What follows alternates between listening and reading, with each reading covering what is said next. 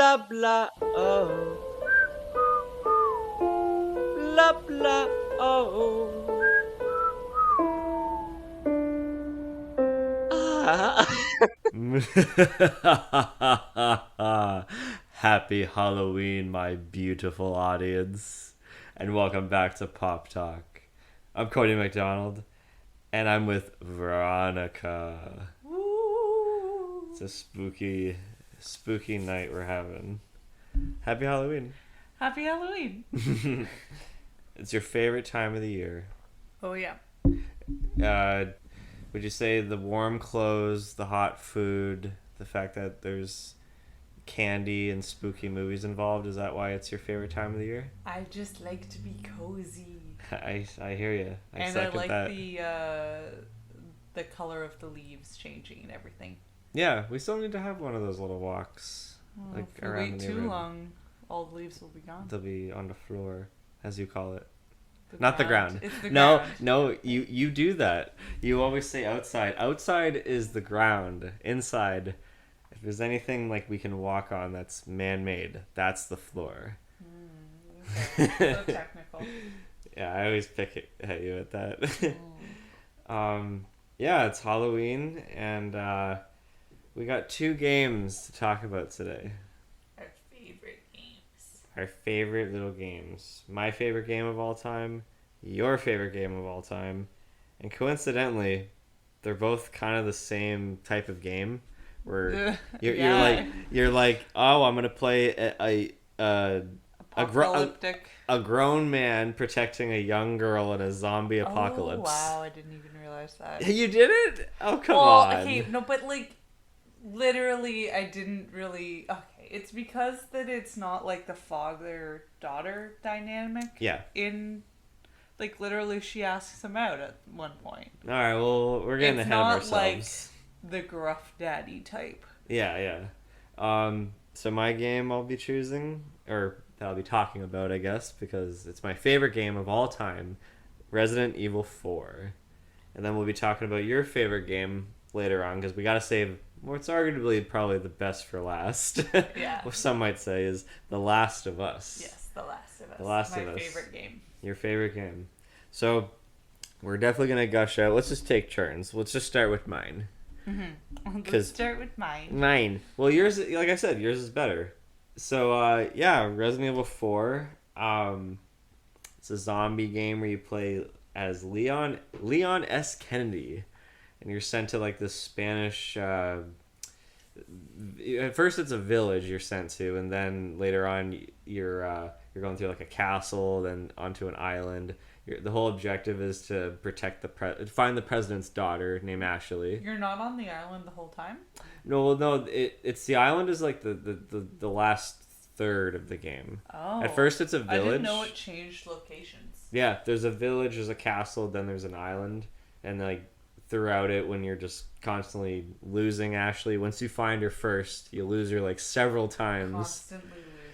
And on the way, you meet some pretty grotesque villains and ooky stuff. Like it's Yours is almost because it's like yeah. So since yours is an older game, I feel like the way they have it set up, it's like, oh, big period of time with zombies, and then just give you a giant monster boss battle, and it's like the old type where it's like, okay, this is the area you're stuck in. Like, this is the arena that I have to fight this boss battle. Right. I feel like that happens a lot more in your game. Oh, totally. In I should probably say what it is. Resident Evil 4 Yeah. than The Last of Us. Well, totally. Yeah. But that was also, like, the point. Because, like, this company, Capcom, like, they stuck to, like, their traditional sort of games for a while, like the first 3 Resident Evil games for PlayStation 1, and there's like spin-offs. There's like Code Veronica, which is funny.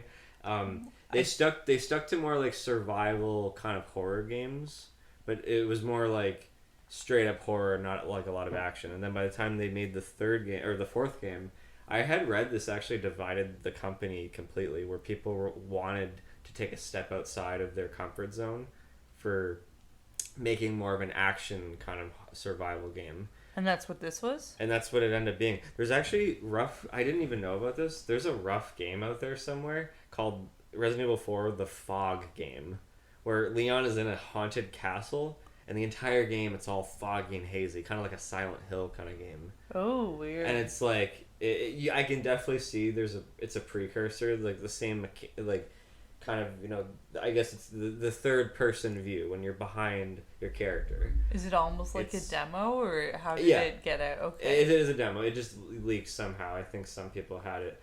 And but some people were so like, no, we shouldn't be changing. Like some people in Capcom, like the company, they're like, no, let's stick to our routes. Like, why are we taking a chance on this thing? Our routes, or do you mean our roots? Roots, sorry, not routes. we should stick to our roots of. We should stick to our routes so that we get home safe. Stay on the path, yeah. God damn it! Shut up. They wanted to stick to their roots of like trying not to break the formula too much, of just because like it used to be just all survival horror, and then when they released it in 2005, it became like a game changing game actually. Mm-hmm. Like that kind of perspective of like being behind your character was like kind of different actually, and it later on would bleed into something like your game actually. Is your game the first one that did that? One of the first ones that like perfected and like probably like made that almost like a household thing with gaming now.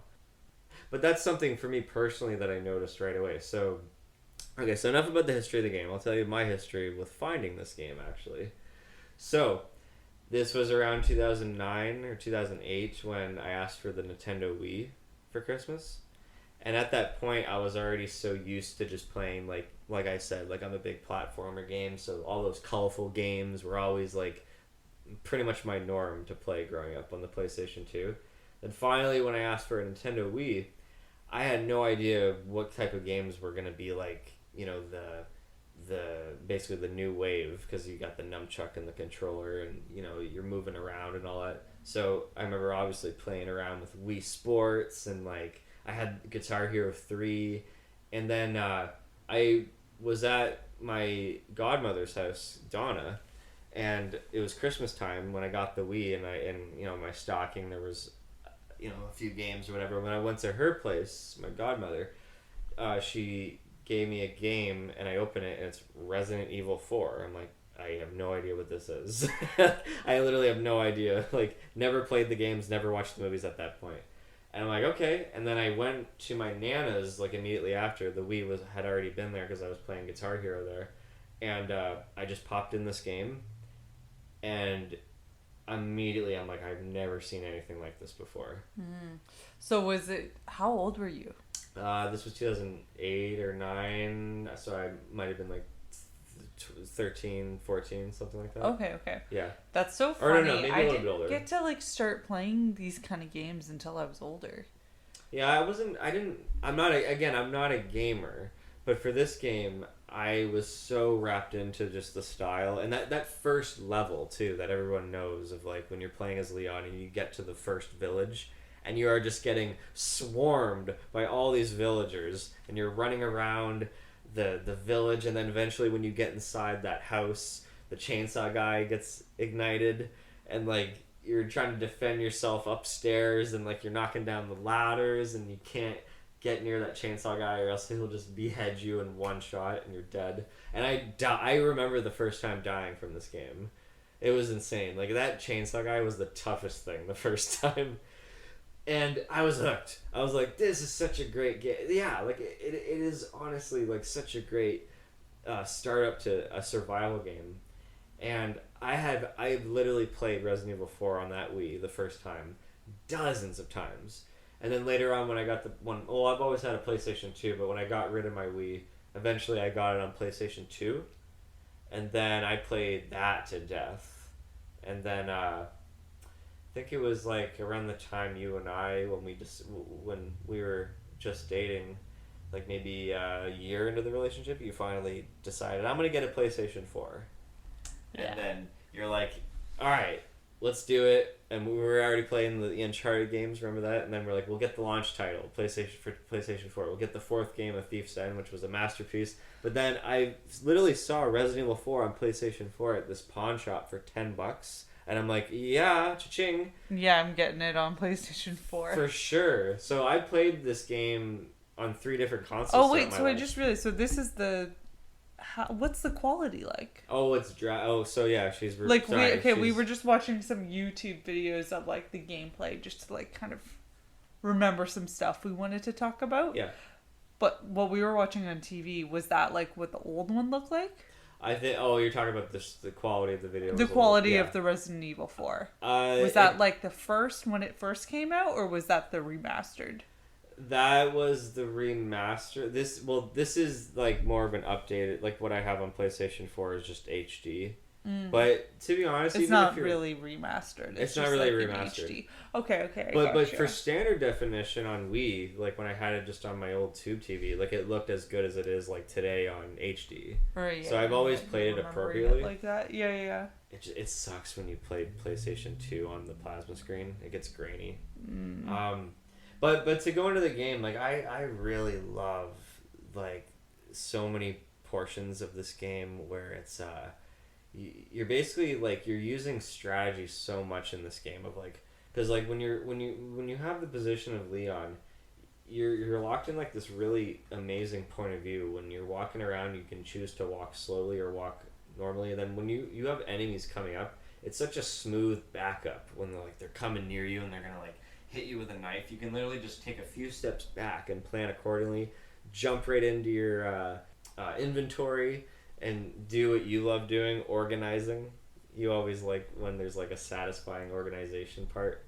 I'm just very particular I know, in my games. And that's totally fine. And you're always like going, no, that should go over there. That should go over there. Okay, I'm sorry. I like to be organized. I love it. It's great.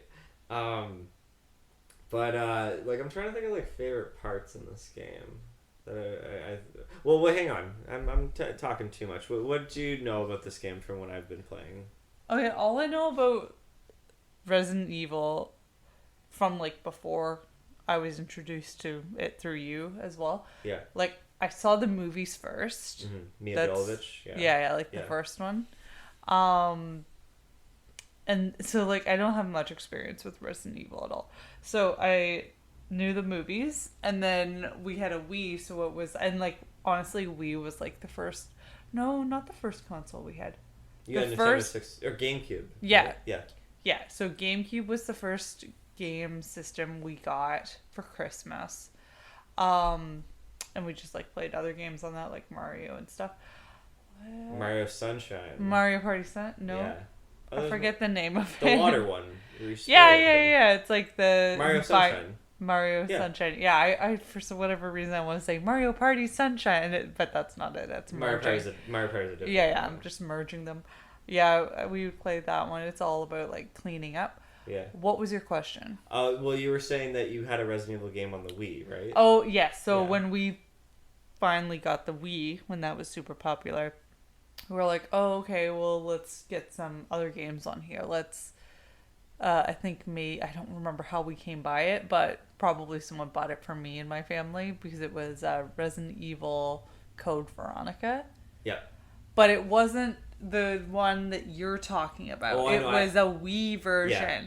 And it's like, I wouldn't recommend. No. But like, it's like the way the Wii games, like these games worked, it was like you're watching a movie and you're just pointing and shooting. But that was what I loved. Sorry to jump in, but like that's what I loved about it playing on Wii. I would literally move around with the nunchuck.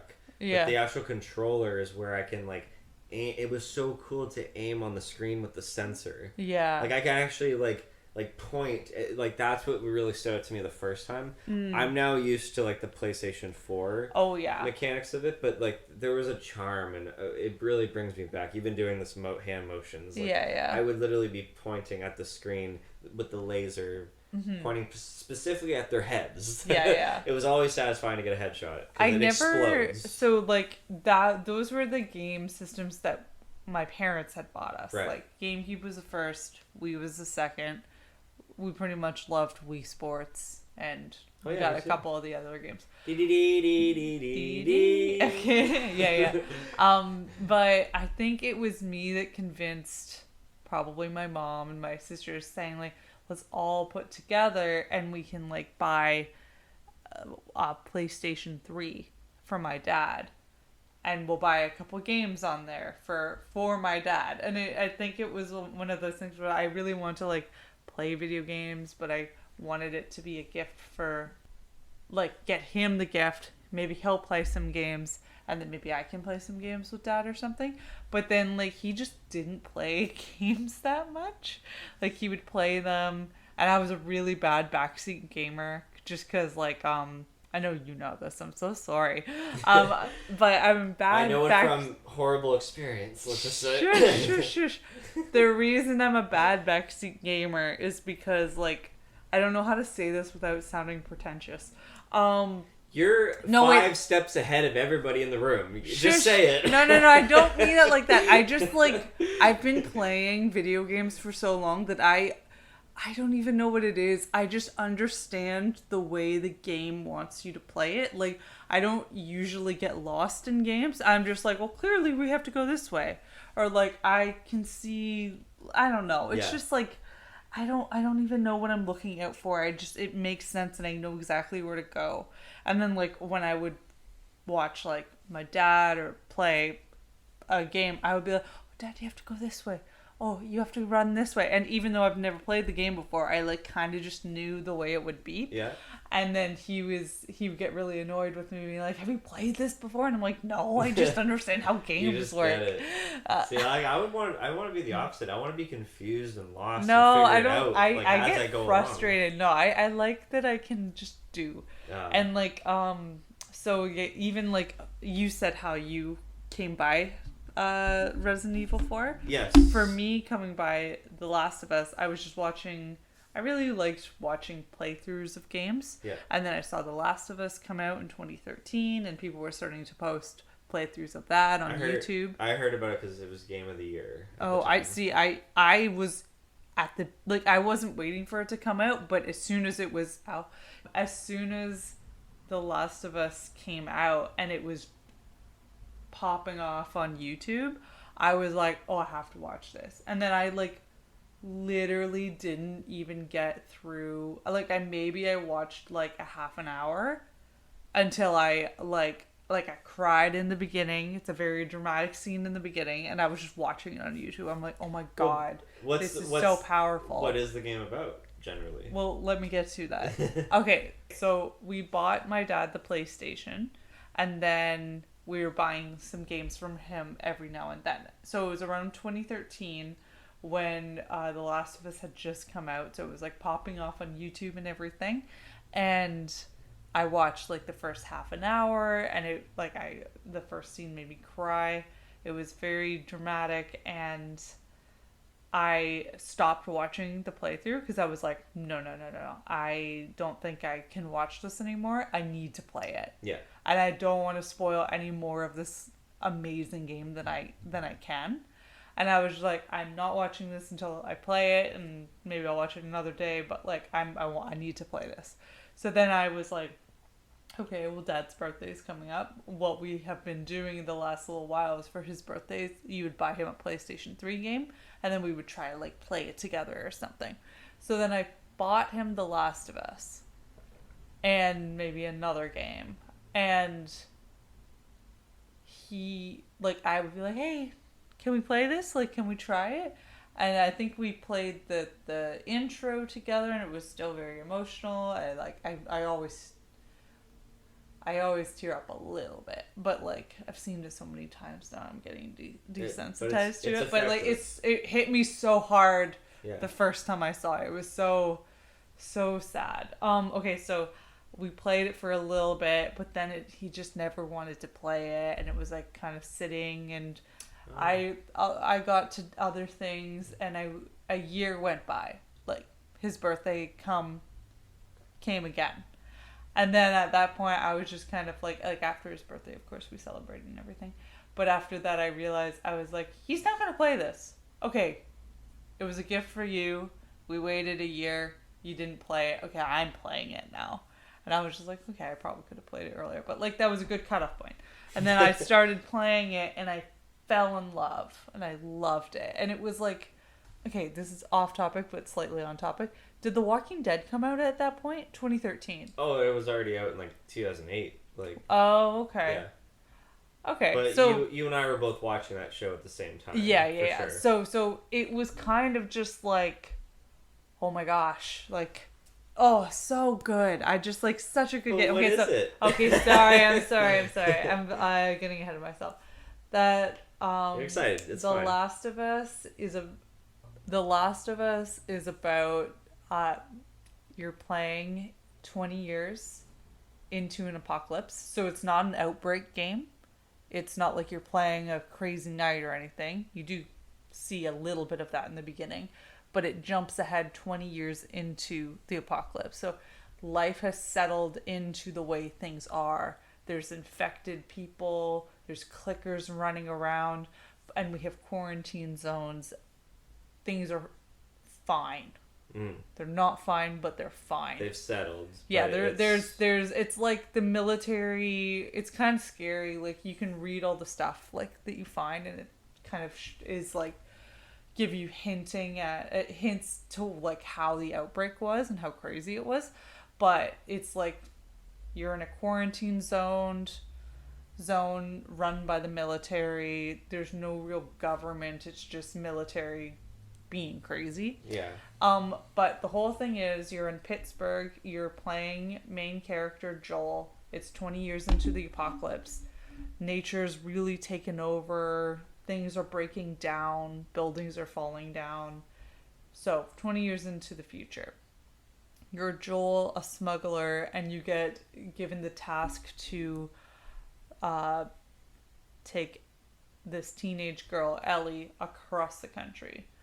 And you agree to do it, and you find, like, there's obviously spoilers for this, but you find out that Ellie is actually infected with the virus that's happening everywhere. She's immune to it. And we find out she's immune, and the whole thing is to escort her to this, what would you call this group? The Fireflies. The Fireflies, yeah. Well, I know that's what they're called, but they're like a radical group that are against the military, and they're looking for the cure still and things like that. Yeah, they're kind of like rebellious. Yeah, that's the word. Yeah, they're Mm-hmm. rebelling against the government. They're looking for the cure. They want things to go back to be better. So the whole game is escorting Ellie across the country, and she's infected, but she has not turned. And they're thinking she's the cure. She could be the cure to the virus. So what? So the whole game is getting her there so she can save humanity. Yeah. So Yeah. what is it about the game that you love so much? Oh, I love puzzles, and I know there's not so many puzzles in this game. I just really love good storytelling, and this game just sunk its claws into me. Like, I've never been able to shake this game. It's so good. Yeah, this game, when you showed me this, it kind of opened my eyes, like, wow, you can really make a game You look can tell cinematic. a crazy good story through game. Yeah, the storytelling was very, like, dramatic and character driven, and it was like, it had a tone to it that I was like, ooh, this feels like a very, like, kind of independent kind of movie with this, like, simple tone of, like, the banjo, the guitars kind of stuff. There's, like, a very nice fall, quiet tone to it, but then there's, like, gritty, intense moments at the same time. There's a very nice ebb and flow with it, but the whole dynamic between Joel and Ellie is what really stood out to me. It was strong. It was complex. It was like a lot of nuances, a lot of, like, subtleties, a lot of implications with their relationship.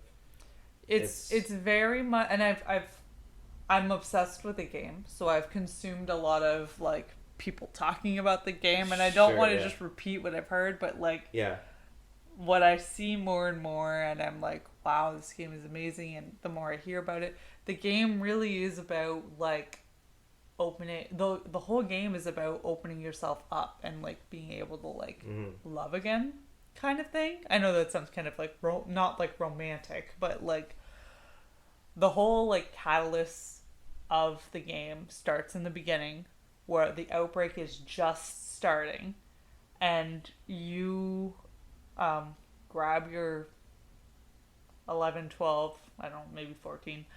You grab your small wee baby child, Sarah, Yeah. and you're trying to get out, and you meet up with your brother Tommy, and you're trying to get out of the city, basically where you live. That's what I love at the beginning. I thought like you're gonna play as Sarah. Yeah, but like it does such a very unique way. Yeah, but also like tragic. you're playing as Sarah, and then it switches to Joel. Yeah. You're getting out of the city. Sarah hurts her leg, so that's when you take control as Joel and you're carrying Sarah out. It's very, very sad, the scene, but Sarah gets shot by a military soldier who is trying to contain the zone, and they're not going to let anyone through. Is that the saddest part of the game for you, or is there other No, ones there's that other there's sad there's other parts, but this is the thing that sets things going. Yeah. Joel loses his daughter, very dramatic. He's holding her in his arms when she passes away, and it's very upsetting. Yeah. It's effective. Yes, and then you go hard cut 20 years into the future. He's hardened. He's not the same dad that he was. Like, he's a smuggler now. He's basically working for Tess, but they have sort of a thing. But they're just like hardened, and they're like, this is how we live. We'll kill to survive, like kind of thing. You know what I mean? Mm. And then he gets introduced to Ellie through Tess, right? Well, through Marlene trying to get Tess okay. and Joel to smuggle her. Right. But you meet Ellie through that, and then like they're very resistant to each other for most of the game. But like, you're alone with Ellie most of the time, traveling with her, getting her across the city. Or no, not even city, across the province. The country. Whatever. What the fuck? Okay. Getting her across the country. And you're just like, you slowly start to like, their relationship like progresses through the whole thing. Like, for sure. In the beginning they're like, no, like, I'm not going to let anyone in.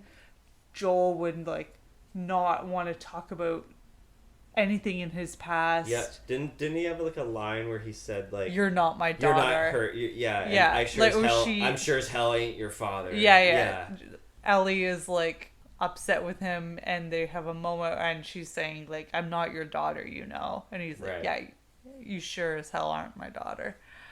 And then he's like he's pushing back again, like trying to like, Tommy will take you the rest of the way. I'm out, because he's just like not there for it. But like once it's solidified and it's like a true, okay, you're my dad now, like kind of relationship. Totally. And he'll protect her, she'll fight and protect him. Like, well, they save each other's life. Like to me, the most dramatic part of the whole show was game. Sorry. See? Well, that's what I mean. It feels so cinematic. It's very, like, so what's the most intense part for you? Henry and Sam.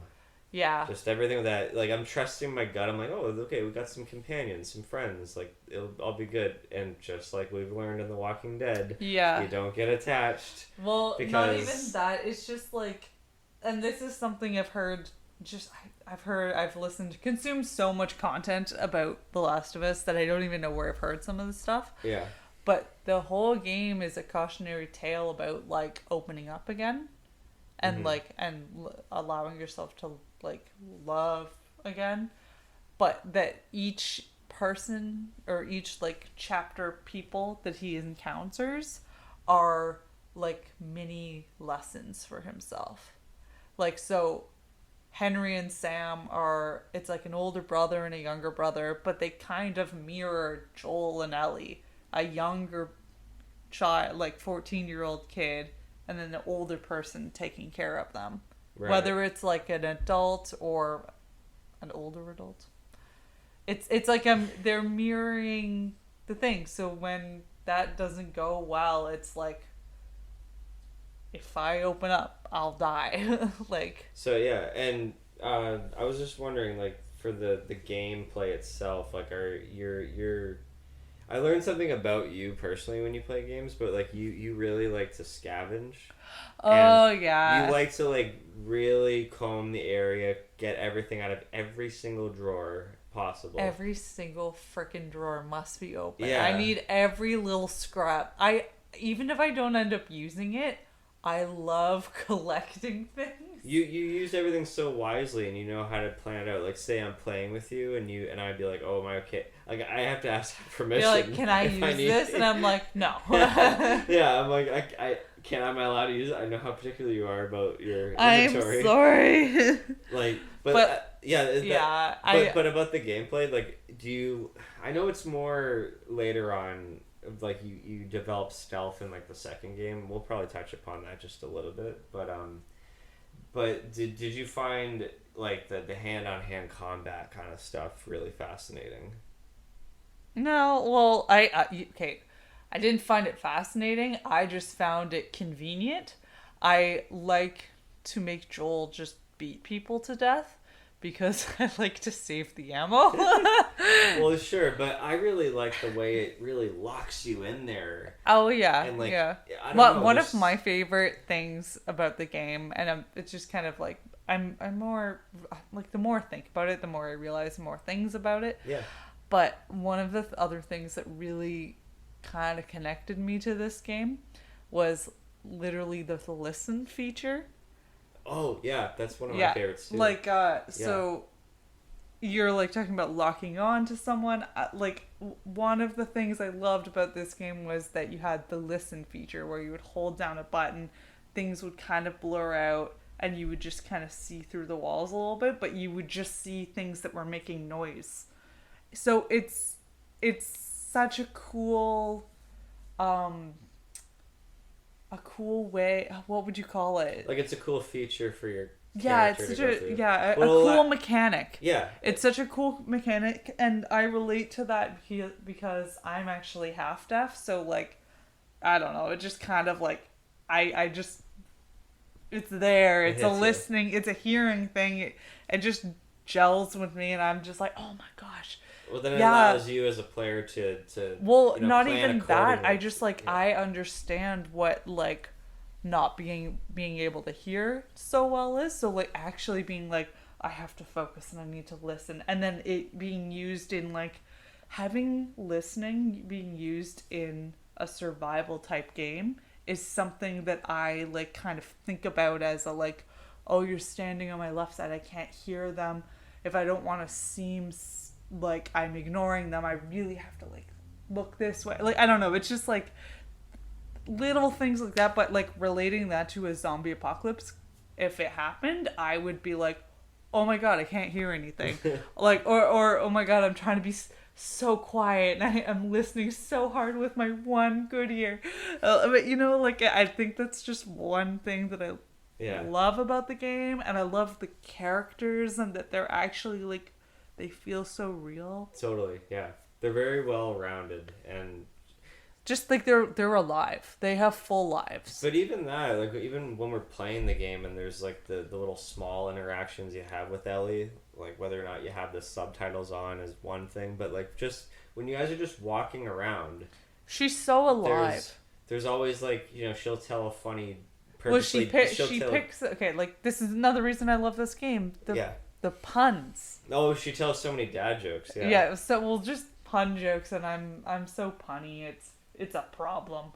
I love this where this is going, but I'll take it back a bit to Resident Evil 4 and just the comparison, actually, of just, like, oh yeah, sorry, I've been stealing this. No, this is cool. Well, we're talking about both of them. It's yeah. But there's something where it's like, yeah, Resident Evil 4 is not a serious fucking game. And even when it tries to be, it comes off like total cheese. But there's a part of me that thinks that, like, this game is, like, purposely made to be campy.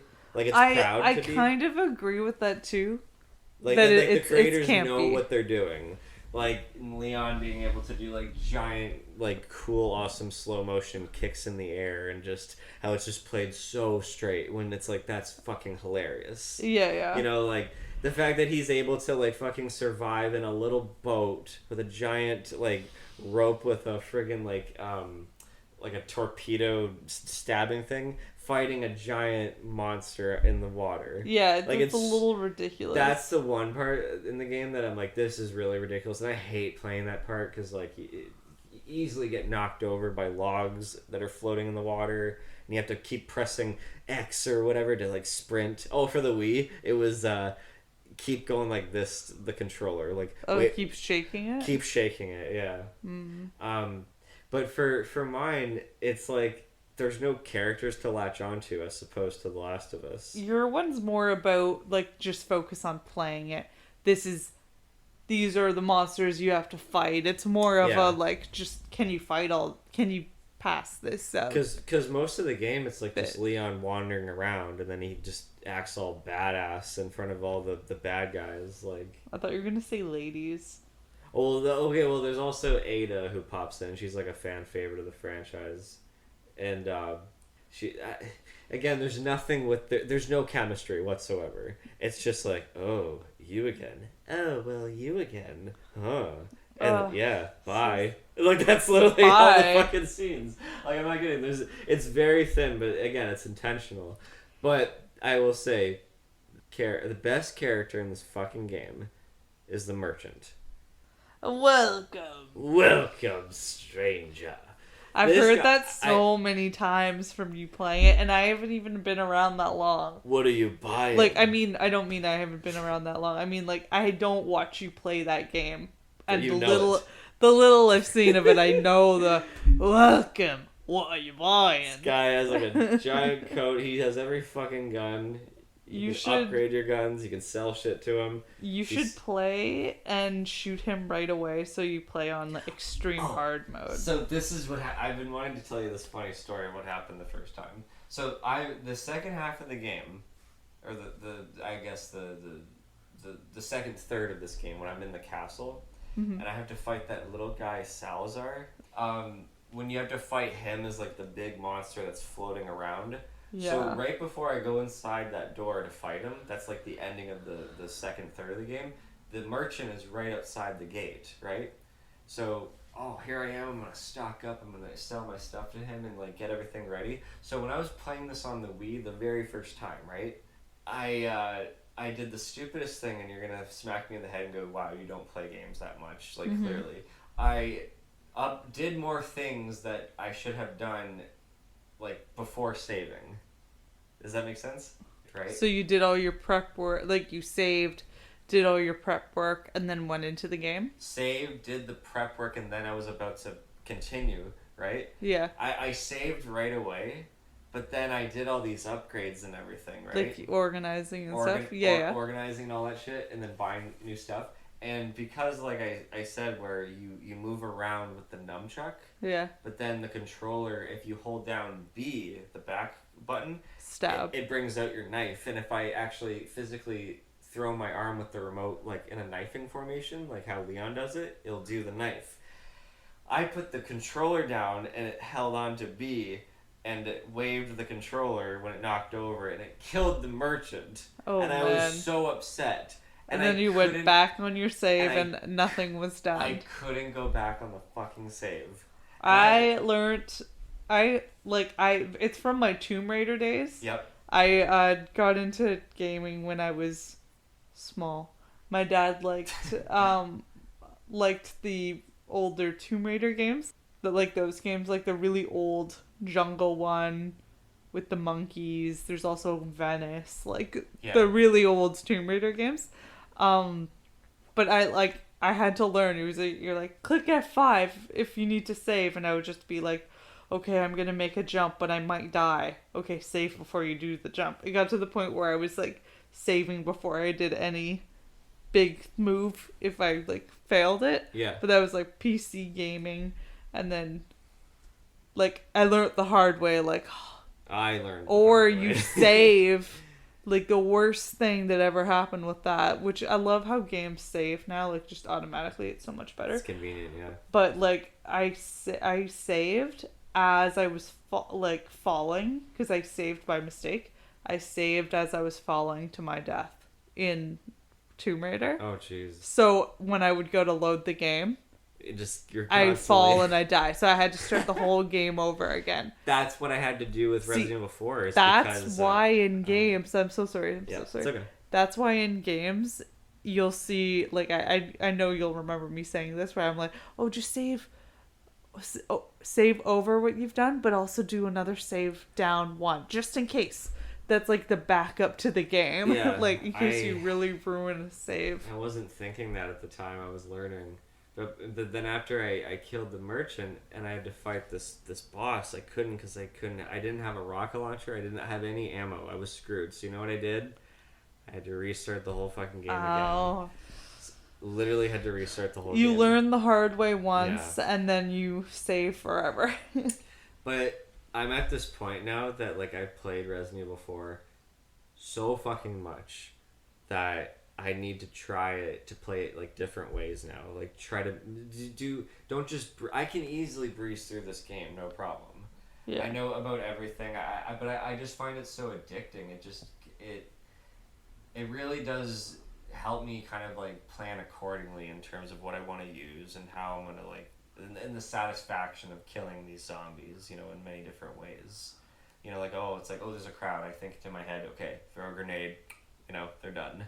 Right? Like, I just like the way the game allows you to just try to strategize your weapons and be sort of like particular about like, okay, who's getting health? Is it me or Ashley? Mm-hmm. You should probably put her before you. Oh, you have to say you have to use your health on her too. Yeah, like when I find those herbs and I can combine the green with the yellow or the red and all that stuff, it asks once I have Ashley. Do you want to use it on yourself or her? Oh, okay. Yeah. But what's nice is that if you keep playing the game over and over again, like a new round, and you have all those weapons at the end of the game that you wouldn't have at the beginning, you can start the game again with those weapons later on that you get.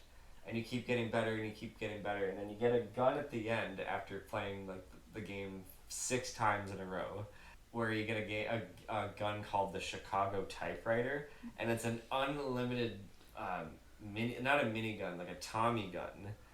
It's just you can fire it like just unlimited ammo, and it kills everything in like a couple of gunshots.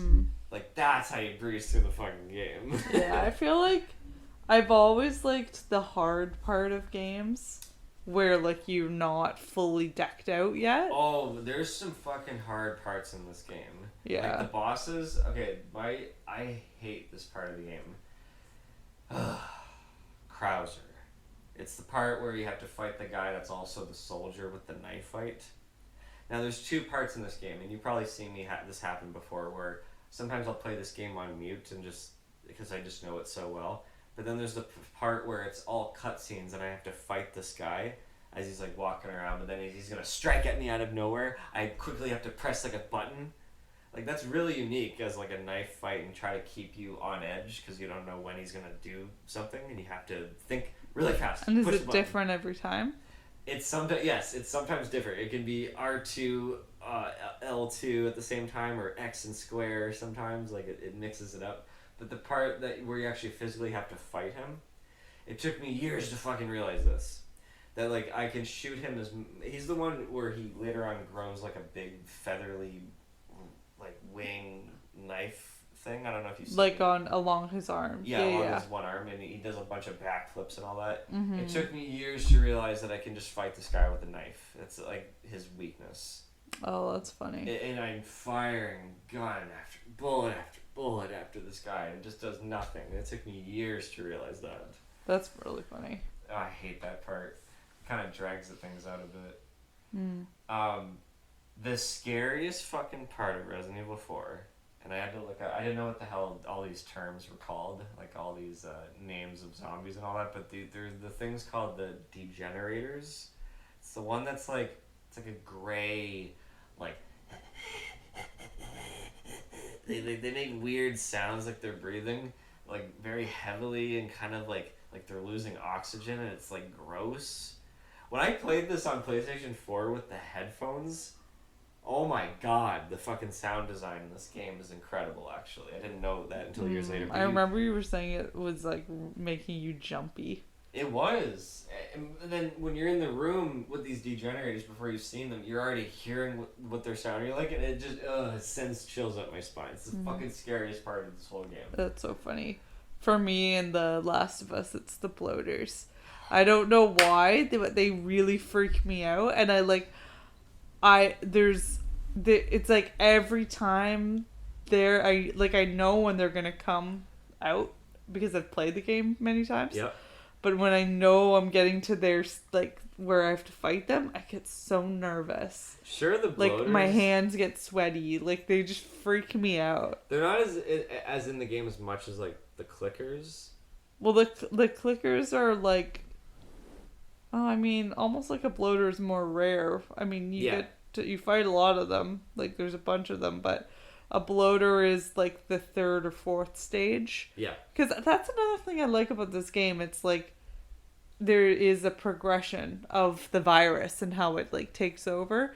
So first it's when you get infected, you become a runner. And then so you're still potentially conscious, but just in this runner stage. And then you're a stalker. You're like not there anymore. You're not alive, basically. And then you become a clicker, which is where you're fully blind, and they like make these creepy, screamy clicking sounds. Yeah, gross. I don't like them. But it's like they're using echolocation like a bat, and so it's like our tool that we use in the game in the mechanic is listening, and it's like that's what clickers are doing too. They're listening to the room. And doesn't the shiv kill the clicker? Yeah, you can only kill a clicker with a shiv. Yeah. But the bloater is what's after a clicker, and so everybody that gets infected goes through these 4 stages eventually, and a bloater is just like a clicker that waited longer. Like it's been sitting. It's been someone who's been infected for so long and they've just ballooned out and they're just... Giant. They're a bloater. It's a bloated, huge body, basically. Yeah. It's so creepy. I had good luck with the bloater the first time you showed me this game. Oh, you had good luck with the bloater, eh? Yeah. Nice. It was the gymnasium part. When you're like circling around the one bloater, and I believe we were playing on medium the first time we played. Yeah, that's a thing. I've never actually played the game on hard, but like it's harder. I mean, you beat it on regular. but I had good luck where I wasn't really getting hit that much, and you were surprised with me. I remember that the first time you were like, "Holy shit, you actually got it in one shot." I'm like, oh, I tried. Well, I think they just scare me, so I get more nervous. And same thing happened with the Rat King in the second game. Where I did all that in one shot. You couldn't. You're like, nope, you're playing this part. It was just It's too much. Yeah. That's what I like about... That thing is so freaking creepy. That's what I like about these stages, is that there's like you said, there's a really cool progression. But do you know there's an Easter egg in the game that I don't know if you're familiar of that explains where this virus originated from. And it's right at the very beginning. Apparently, when you play as Sarah and you're in her bedroom, it's that late at night and the TV's on and all that. When you start hearing like commotion, outside and all that stuff, when you go down the stairs before it does like the cutscene of talking to Joel coming in and he's panicking and all that. Apparently, if you go back on the save before the cutscene, after you go downstairs, and you go back into the bedroom, because you respawn, I guess, in the hallway or something like that. If you go back into the bedroom on the TV, there's a picture of like some flower that apparently in real life they based, like the creators and all that based it on this flower that could potentially like be harmful and like all that stuff. So they were basing it on that, but in the context of the game, they were saying like there was some news reporting saying like, oh, the virus came from this type of plant. Oh, that's Yeah. really interesting.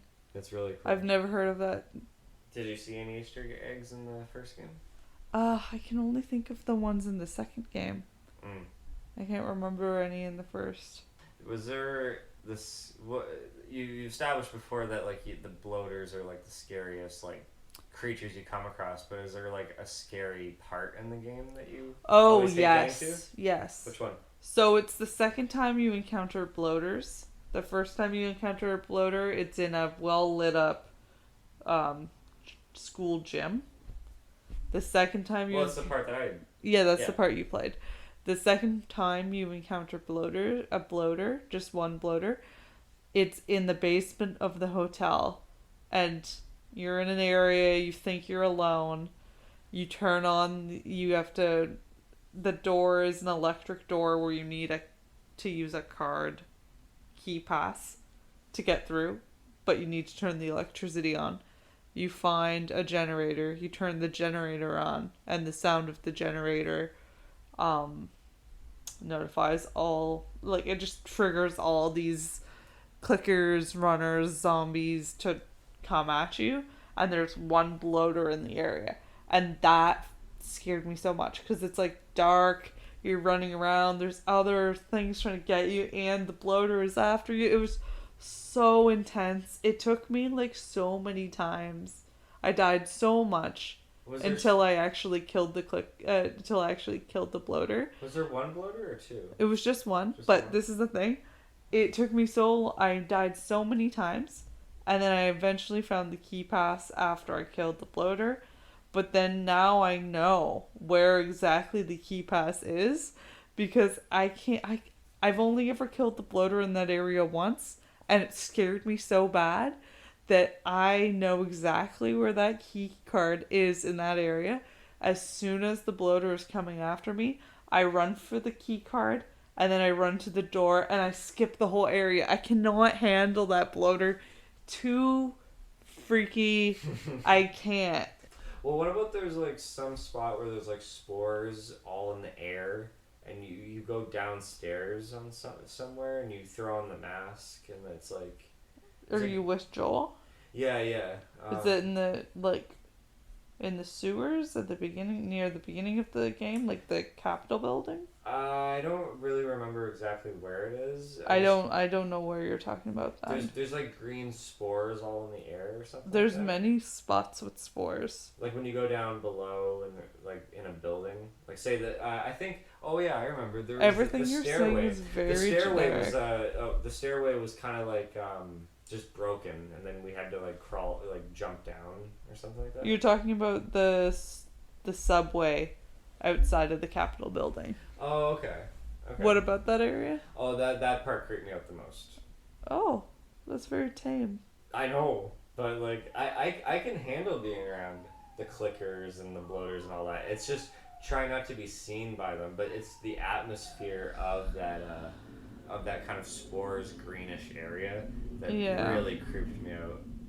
That's just for me. I don't know, because I thought if I'm in that situation, if I just take off my mask, am I just affected immediately? That's fucking scary. Well, it's like it gets into your lungs and then spreads everywhere, right? Oh, it's the worst. Especially if you're saying it's kind of like it's pollen. I don't know. Mm-hmm. It's weird. But yeah, that's how it's. This is another thing I like that this game wasn't your typical zombie game, even though it is kind of like undead-ish, but it's not. It's a version of a zombie, but it's not a zombie. But in this game, it's more like a fungus. So you eventually just like are growing like mushrooms on you, and you're a fungus, and you just like spore out and you send off these spores, and that's what all the spores are. Like there's spores in the air of the virus. Yeah. And you breathe it in, and you can become infected just by breathing this dirty spore-filled air, or if you get bitten. So it's interesting that there's like even another like, oh my god, I just breathed this bad air, like I didn't get bitten, but I'm gonna turn like. Oh, it would have been funny if I would have said, oh no, it wasn't the flower that it originated from. It was actually the Umbrella Corporation. Oh no. Yeah, like the lore of the Resident Evil games are just fucking ridiculous. Umbrella, like I don't even. But as of this recording, last night, I can't believe this, but like the trailer dropped for the remastered of Resident Evil 4. And I just can't believe how amazing this is gonna look on the PS5. Like the complete remastering from the ground up. Everything, the design, the characters, the voice acting. It's just, it feels so familiar, yet it feels so new. It's at a the same huge improve. Oh my god. And even yours, like now officially The Last of Us is called The Last of Us Part 1.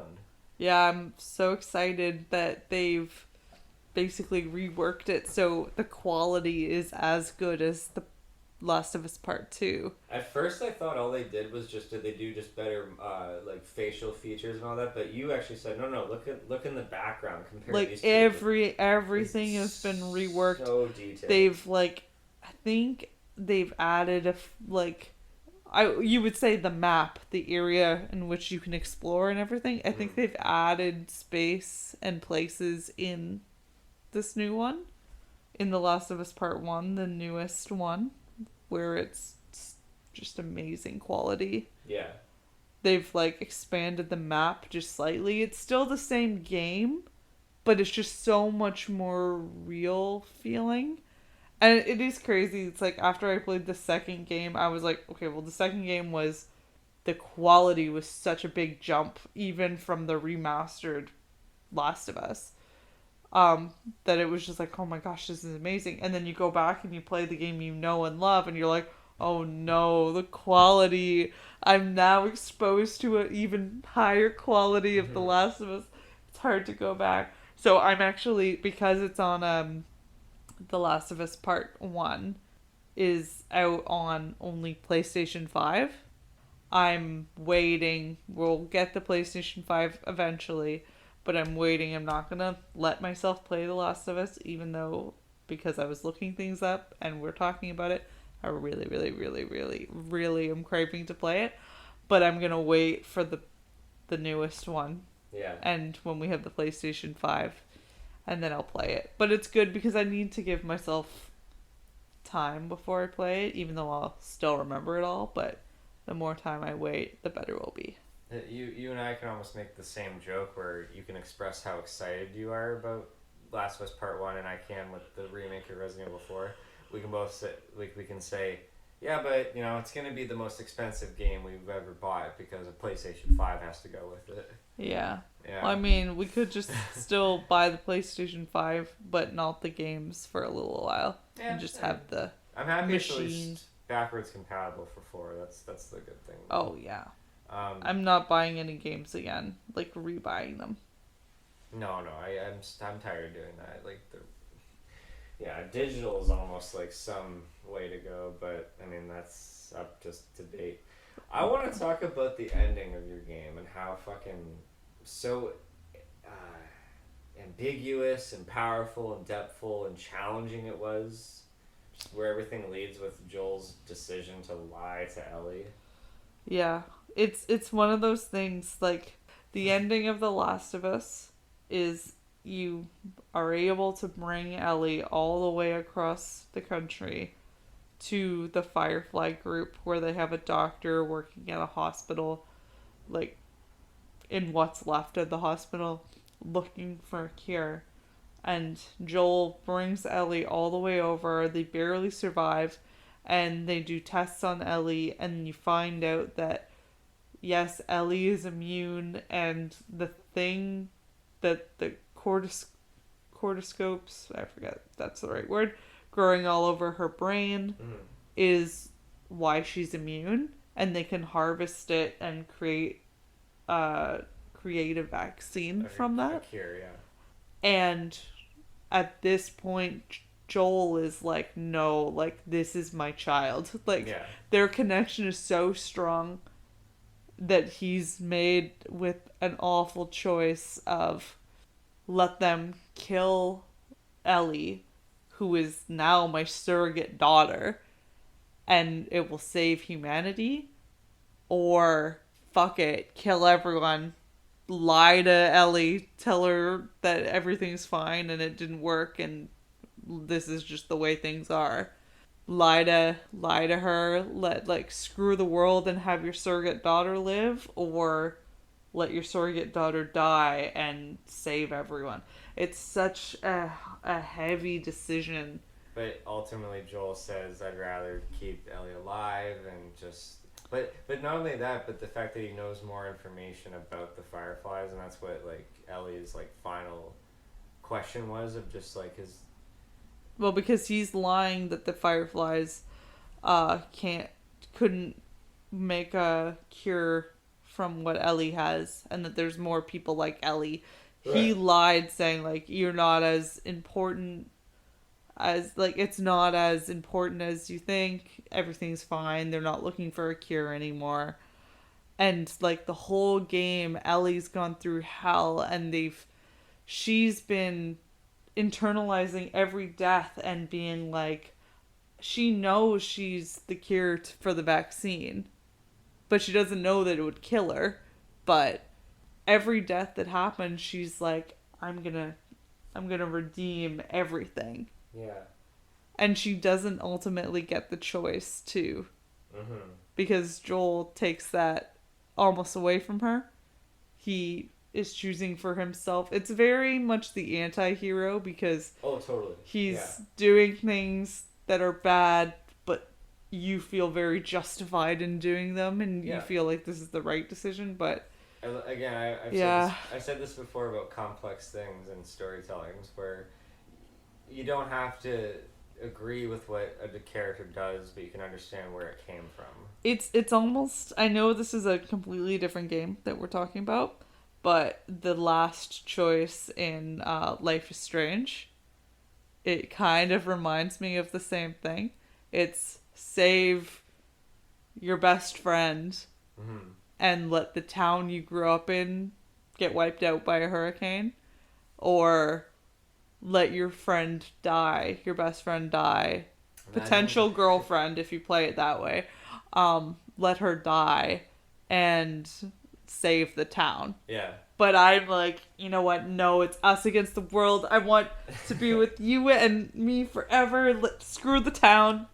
It was a shitty town anyway. Now I'm literally. And I agree with Joel 100%. Like, no, it's not Ellie's fault that this world is the way it is. Yes, it's amazing it's amazing that she's immune, but let's just let this sweet 14-year-old have a life and grow up and be okay. I'm just imagining now them redesigning The Last of Us as like a choice-driven game. Oh my god. Like, that'd be interesting. I mean, we kind of have The Walking Dead season 1 for that. And it's a zombie-ish. Oh yeah, like I'm kind of over those games. Like, there's only so much choice that could happen. Think about it: grown man, young girl, zombie apocalypse. Well, it's the gruff daddy trope. It's done in a lot of things. Like even that movie Logan. Yeah. When that trailer came out, I was like, "This is gonna be The Last of Us." They've made it into a movie. Oh, it's X-Men. Yeah. Okay. This looks like it should be The Last of Us. Well, you are getting The Last of Us. I know. Show. I'm very excited about that. It looks promising. HBO is making The Last of Us into a show. It looks well made. And I am, well, it's HBO. It's got to be well made. Oh, yeah. Quality-wise, definitely. I'm very, very excited. And I know, like, we're going to need the PS5 when that, like, around when that show comes out. Because as soon as I start watching that show and that world is coming to life before my eyes, I'm going to be like, okay, I need to play the game right now. We both need to play the remastered Resident Evil 4 and The Last of Us Part 1 in the dark.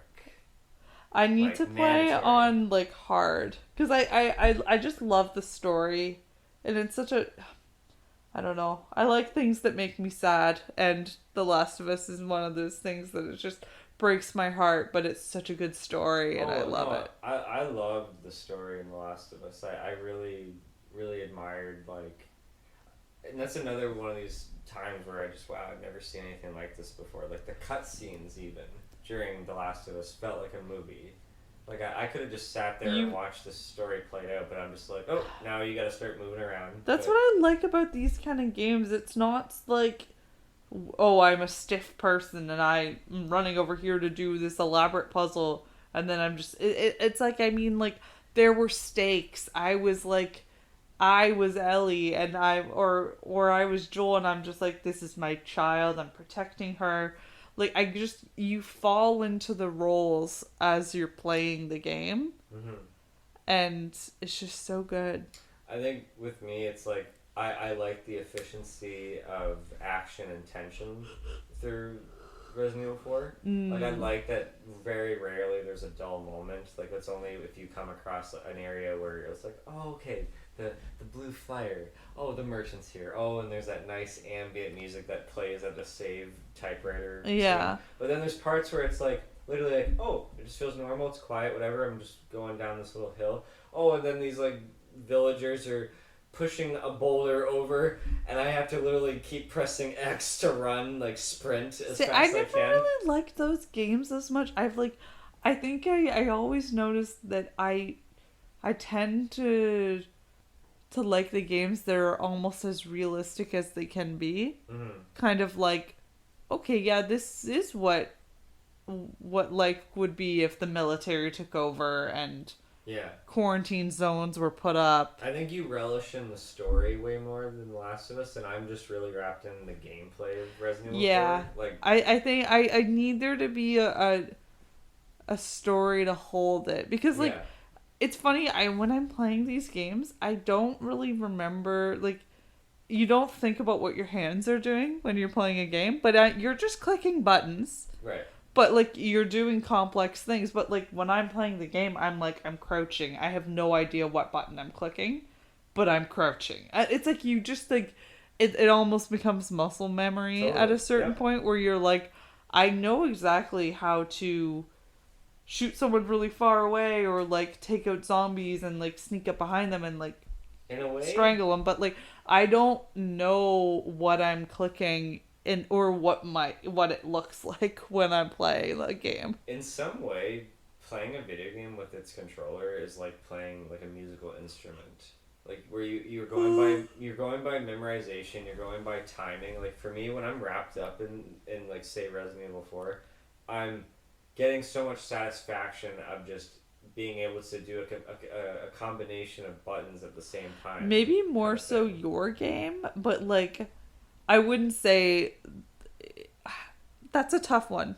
I wouldn't say it's exact. I think definitely playing an instrument's harder. Oh, it's much harder. I'm just saying about memorization and timing. I guess so. I think similar. More your game, because there's like buttons that pop up, but like that doesn't really happen in The Last of Us too much. And that's the buttons that do pop up are, it's like, oh, I'm going to run up behind this zombie essentially and strangle them. The strangle button is this button. Like, you know what to click. Even when it's like, you can tell what you're going to be able to open, like a drawer or something like that, because like it will highlight it or something like that. It's really neat. I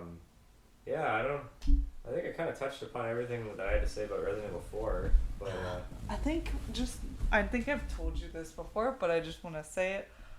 One of the main things I love about The Last of Us is like even the visual world building. Mm-hmm. I love that in The Last of Us Part 1, you can literally, like, at big, like, moments where you can look really far in the distance, you can see areas in the distance that you eventually are playing at. Like, a good example, like a couple good examples, is when you're inside the first quarantine zone that you're in Pittsburgh, you see in the far distance there's two really tall towers that are like leaning up against each other. It's like time is not doing well for the city. Things are falling apart 20 years into the future. Eventually you're there and you're going through those buildings a little bit that are tipped together, and I'm just like, oh my god, I saw this in the distance and now I'm here in the video game. And it really was one of those first games that I'm just like, you're on the road traveling, and it really kind of made it more real, being like, I saw this in the distance and now I'm here. You can kind of get the sense of how far your characters are traveling. You're not just in one location the whole game, and it does a really good job at like making you feel like you can feel that distance.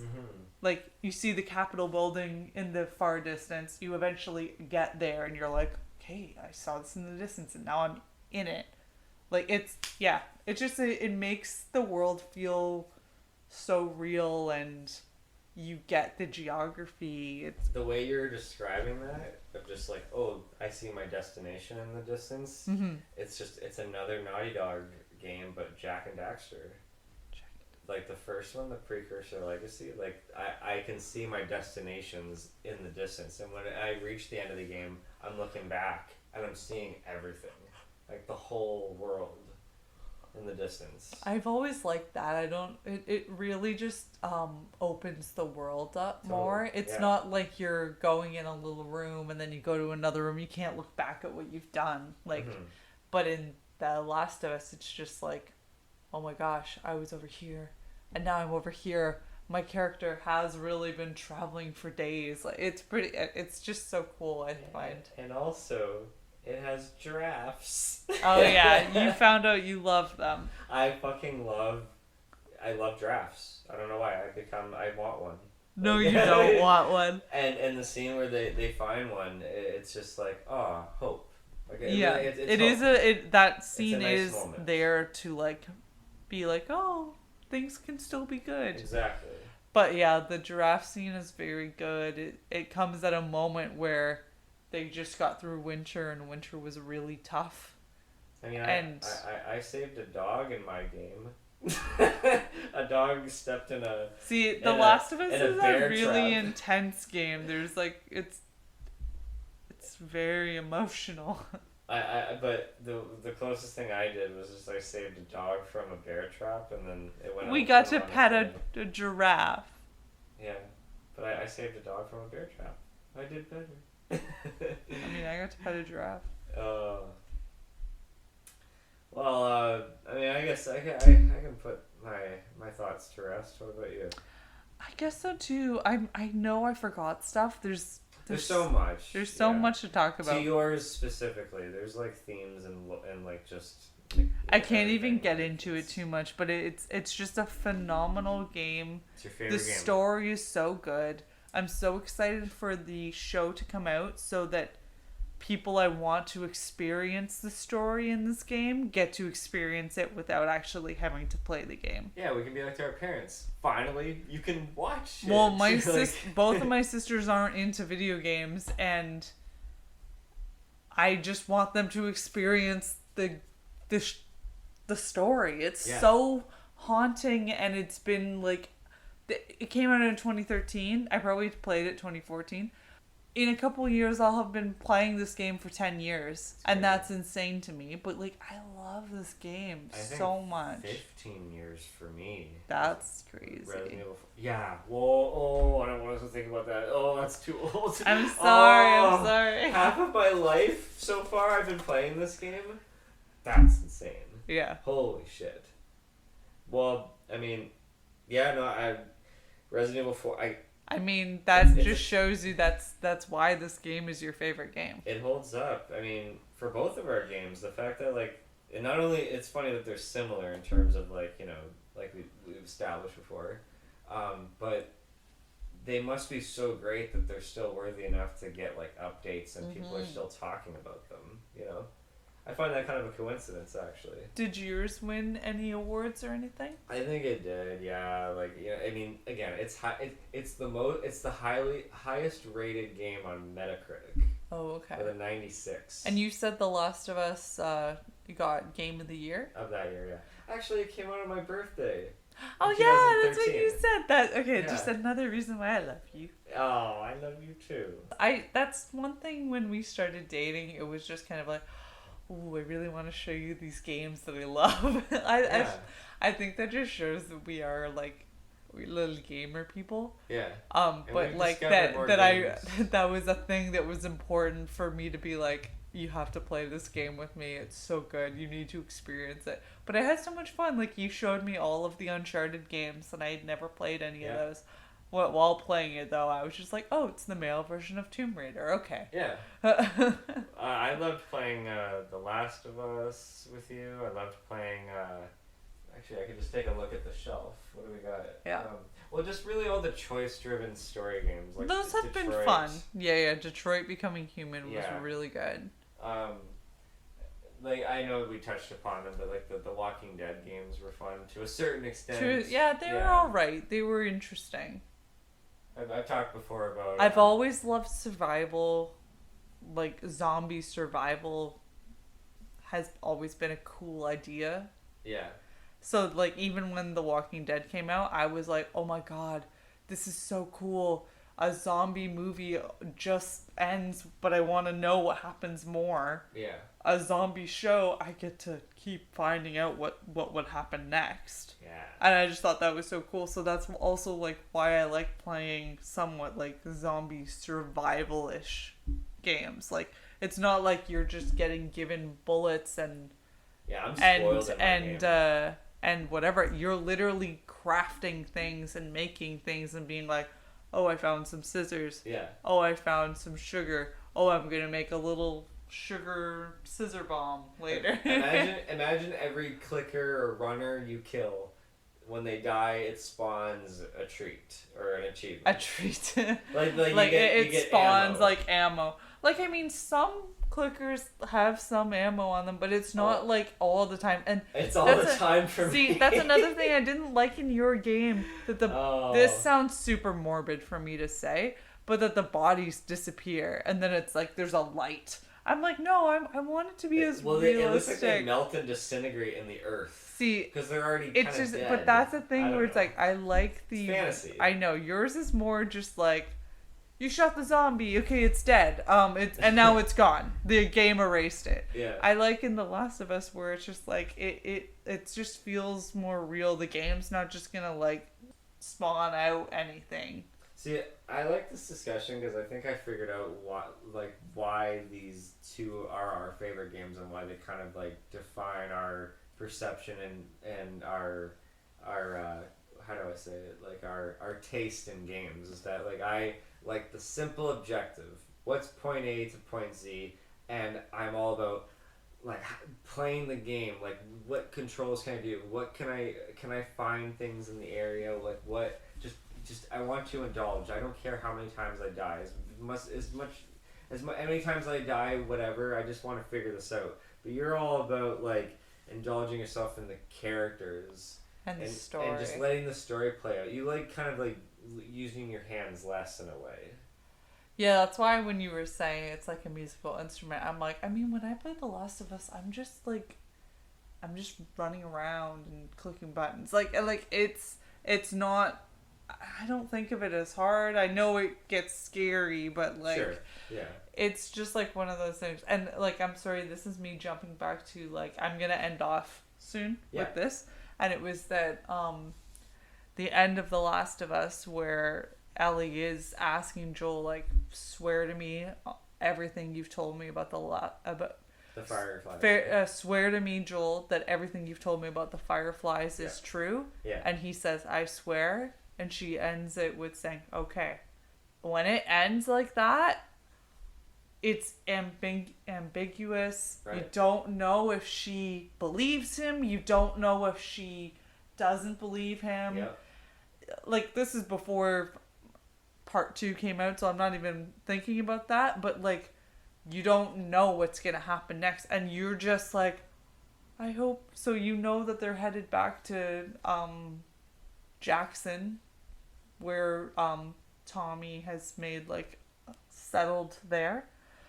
You know that they're on their way there, and you just you're like, I hope Joel and Ellie are happy, and I hope Ellie believes Joel. And like, I remember like just like seeing like people drawing little pictures of them like sitting by a campfire and like things like that, and I'm just like, oh, I want that to be real. Like it for so many years, like The Last of Us Part 2 didn't come out for like 7 years after the first game. So for all that time, I was just like, Ellie is okay and like everything's fine. It was like it's almost like the longest cliffhanger. Yeah. But you had to be okay with it that being it because we didn't know if we were gonna get another game of ever. Right.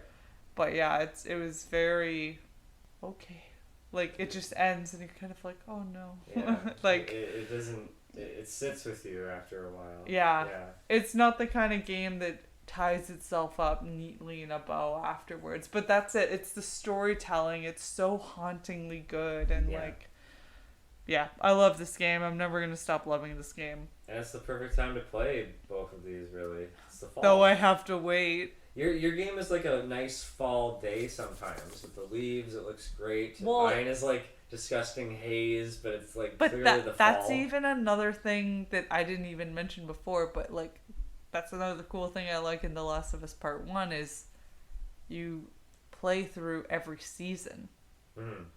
It's spring in the beginning of the game. That's true, actually. Yeah. Yeah. And do you notice they like section off each one as like spring, fall, winter? Yeah. Like in the beginning it's spring, then it's the fall. Jumps to mind for this game for some reason. I don't know. Yeah, fall. Weird. It's like when they're at the university in Utah, I think.